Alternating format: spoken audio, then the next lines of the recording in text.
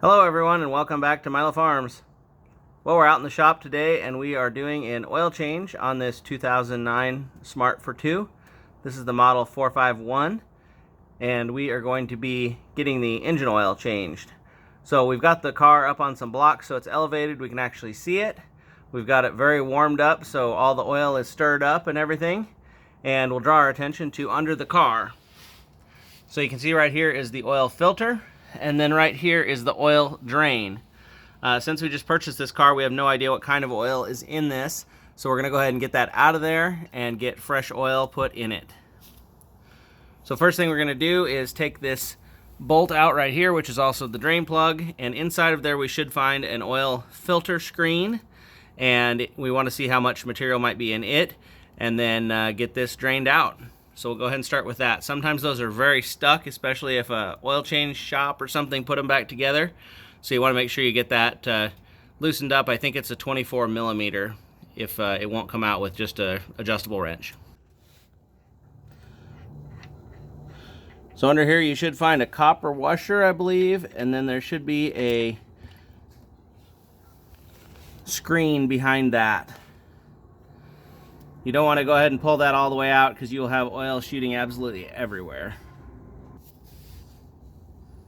Just letting that drain slowly so it doesn't go all over the place. But there you can see the copper washer and the screen that's behind. And while the rest of that's draining out, we'll go ahead and undo this filter. Sometimes these filters are put on so tightly you almost have to use a filter wrench or a set of channel locks or something to get them undone. This one I already kind of loosened a little bit, but it's still very tight. Make sure you get your drain pan underneath it, and you can kind of crack the filter a little bit and let it drain into your drain pan.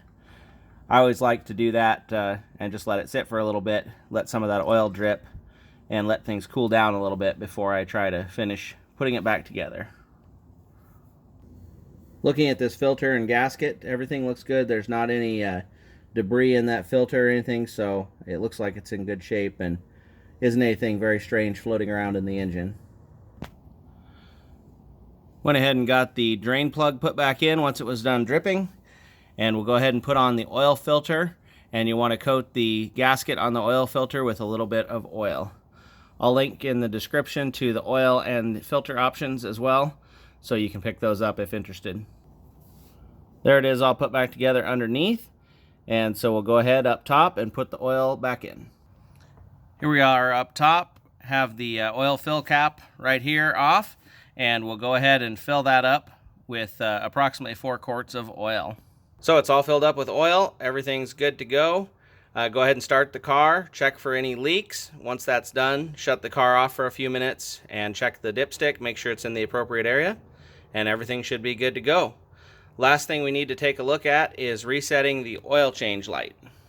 So there's a couple options for resetting the service indicator light on the dash. I think there's 2 sections of that. There's a shorter one that's the oil change and a longer one that I'm not sure what services are supposed to be changed on that one.